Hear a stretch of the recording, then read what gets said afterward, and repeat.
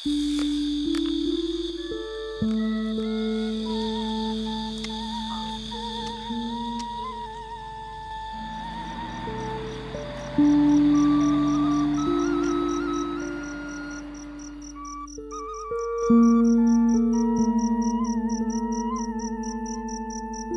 saya Dwi Margono.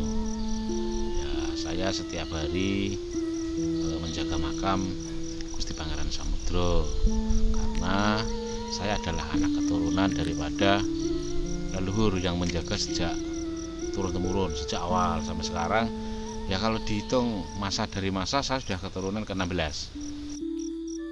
Saya nama Marcelo Suparno, dari Despora Kabupaten Sragen, menjalankan tugas di objek wisata Gunung Kemukus Makam Pangeran Samudro sebagai penanggung jawab objek wisata Gunung Kemukus. Waktu itu Pangeran Samudro itu seorang jihad.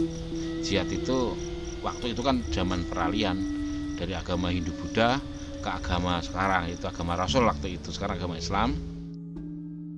Pangeran Samudro itu seorang alim ulama, seorang yang pemersatu bangsa, anak bangsawan, anak raja, adik sultan, orang baik-baik. Kalau Pangeran Samudro itu kalau berdakwah itu dia hanya tersenyum, dia makan di warung, ya makan, dia sering membantu, misalkan Nek Bu saya bantu, terus dia belum tahu kalau seorang pangeran kok rajin sekali, terus saya dulu mau wudhu, saya mau sholat, itu apa? Oh ini agama Islam harus begini begitu, itu salah satu seperti itu. Jadi nggak pakai media wayang, nggak. Mas Samudro itu hanya biasa aja, nggak pakai media, nggak pakai ini itu, karena Gus Mas Samudro itu adalah hanya santri waktu itu. Jadi bukan dewan wali, bukan tidak diketahui oleh, maksudnya tidak diketahui dalam arti legalitas keraton, dia menyamar, tapi banyak yang tahu juga waktu itu. Samudro itu menyebarkan agama Islam dari Demak ke selatan atau ke wilayah-wilayah Jawa khususnya, sampai ke Jawa Barat, Jawa Timur, sampai ke puncak gunung, ke hutan-hutan, ke areal-areal desa-desa.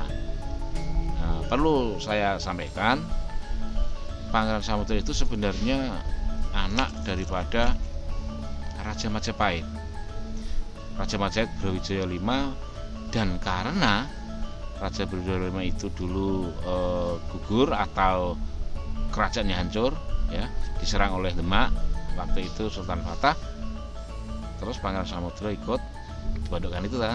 Nah ini kembali lagi setelah dewasa Pangeran Samudro mendirikan agama Islam.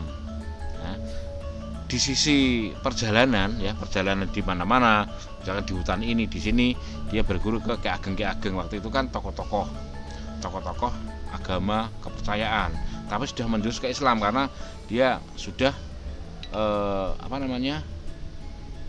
mendengar para wali-wali. Terus dia ada yang berguru, tapi ditambah Pangeran Samudro datang untuk belajar agama Islam. Salah satu yang waktu itu Pangeran Samudro datang ke daerah Jawa Tengah, perbatasan Jawa Timur, di suatu gunung namanya Gunung Lawu, ya. Di sana ada padepokan namanya Padepokan Ki Ageng Gugur. Nah, Padepokan Ki Ageng Gugur itu sudah Islam karena waktu itu dia pelarian dari Majapahit, dia merasuk Islam karena dia sudah percaya bahwa agama ini yang paling saya minati dan saya tekuni. Nah, Pangeran Samudro datang ke sana mendengarkan kalau ada pondok atau ada Ki Ageng, dia berguru. Ternyata setelah berguru lama, berguru ilmu agama, dia mengenalkan diri bahwa namanya Pangeran Samudro. Nah, terus Ki Ageng Gugur itu juga mengenalkan diri, nama saya seorang Pangeran Gugur karena saya memang juga putra Brawijaya. Loh, ternyata dia saudara sama-sama putranya putranya Brawijaya V. Terus dia merangkul tapi beda ibu. Kalau Ki Ageng Gugur itu putra dari pribumi, yaitu seorang serat dari Jawa. Kalau Pangeran Samudro putra dari serat dari Cempa, dari luar negeri, ya. Walaupun masih anak-anak, walaupun masih muda, dalam arti belum beristri, belum keluarga, ya. dia itu seorang wali karena kata-kata itu manjur. Kalau dia di desa itu misalkan ada orang sakit, dia hanya berdoa Bismillahirrahmanirrahim atau apa, dipegang sembuh, itu Pangeran Samudro. Nah, setiap di desa setiap pasti ada gejolak atau apa, ada preman, maksudnya waktu ada tokoh yang menjegal bahwa dia nggak mau masuk agama Islam, tapi Pangeran Samudro dengan santainya, dengan sabarnya, istiqomahnya, dia mengatakan agama Islam tidak makso itu makso. Nah, tidak memaksakan.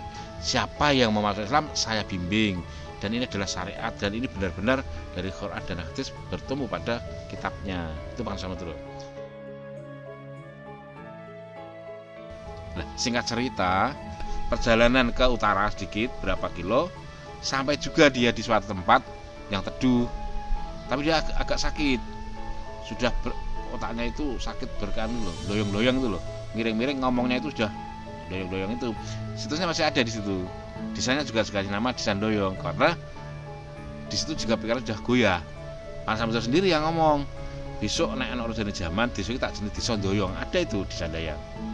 Ke barat sedikit ada batu gilang, batu hitam, dia duduk di situ, tidur di situ, santai, istirahat, ya. Setelah selesai istirahat, dia juga berkata sama pendereknya, ulu jumbo atau pengawalnya, besok kalau ada rencana zaman, tapi Jawa ya, sok nek ana rencana zaman, desa iki tak jenenge Desa Samudro, karena tempat tidurku, aku adalah Samudro, gitu. Itu Pangeran Samudro perjalanan pulang ini ya.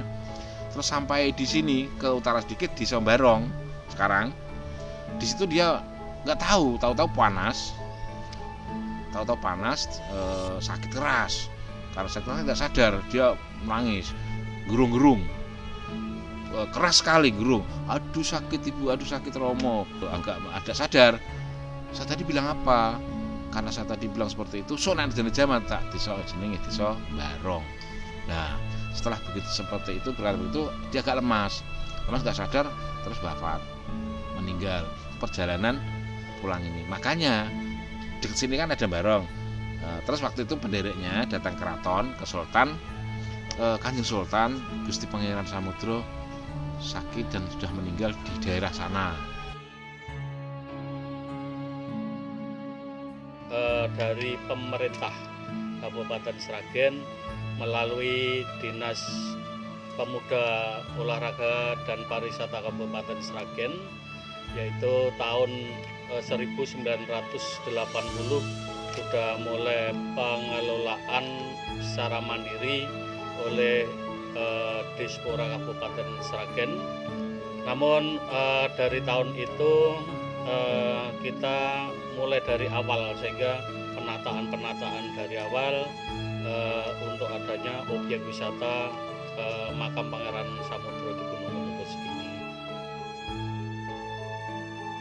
Dengan adanya objek wisata religi makam Pangeran Samudro di Gunung Kemukus, tentunya kita mengedepankan nilai-nilai sejarah, nilai-nilai luhur yang sumare, tentunya dari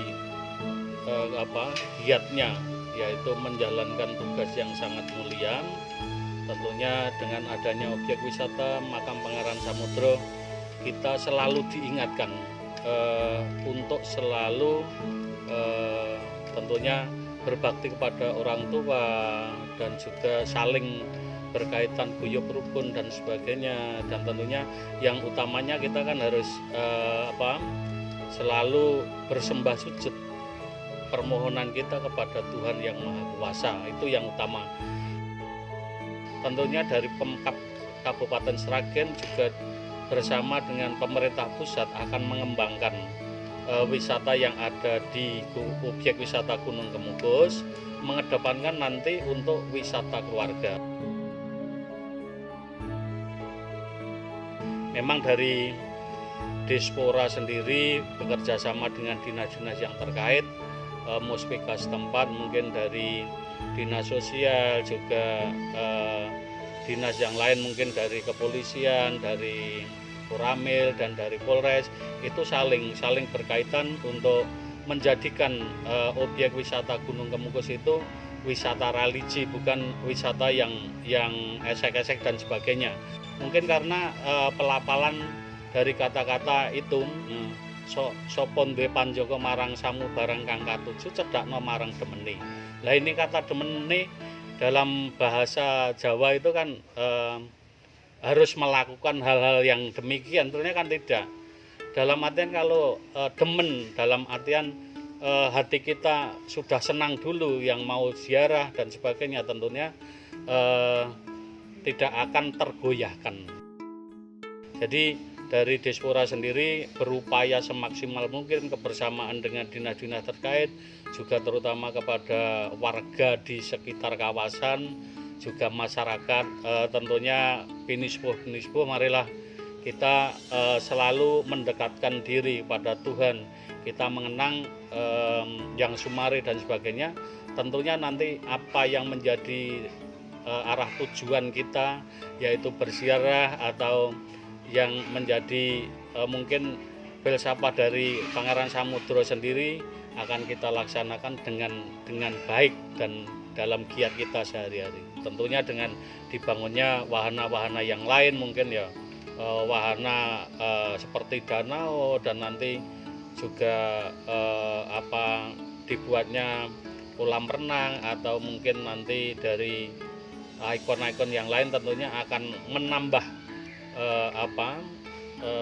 dari warga itu antusias sekali untuk kita berkunjung ke objek wisata Gunung Kemukus yang religi juga yang sudah modern, dalam artian sudah dibangunnya jembatan yang terpanjang di Jawa Tengah, yaitu kurang lebih 535 meter, itu terpanjang Jawa Tengah. Dan tentunya nanti tahun ini dari Kemenpar bantuan pusat itu juga menggelontorkan dana untuk pembangunan di kawasan Gunung Kemukus ini. Jadi saya minta ke masyarakat bahwa Kemukus itu tempatnya tempat untuk berdoa, bukan tempat pemujaan, bukan tempat yang jahat, bukan tempat yang jelek. Itu hanya orang-orang yang tidak tahu akhlak dan tidak tahu kebudayaan, tidak tahu siapa yang sumari di sini. Makanya saya mengikuti sejak kakek moyang saya untuk menjaga di makam sini sejak kecil. Dan saya alhamdulillah saya menikmati sekali, karena saya memang ingin mengabdi kepada agama saya untuk berdoa di sini dan untuk menjalankan perintah Gusti Pangeran, yaitu untuk agama Islam yang benar-benar menjalankan perintah dari Quran sama hadisnya Rasul. Jadi ada dakwah waktu dia ikut Kanjeng Sunan, dia punya filsafat seperti tibeh, mukti dan mati. Jadi pemersatu. Dia ingin umat Islam, dia ingin rakyatnya atau kaulanya atau apa itu namanya, didikannya, kamu harus bersatu, ya, bersatu, membangun tanah-tanah ini, mencari rezeki ini bersatu dengan Bismillah, itu aja. Aku ingin mengajarkan, kalau ingin dekat sama Allah itu harus yang fokus, iktikaf yang bagus, yang fokus, hati jadi satu ke Allah. Begitu ceritanya seperti itu. Jadi Pak Samudro itu nggak pesan apa-apa, dia hanya memesan kalau ingin fokus ya harus menyendiri. Menyendiri dalam arti yang fokus biar nggak terganggu apapun. Sukanya menyendiri, begitu.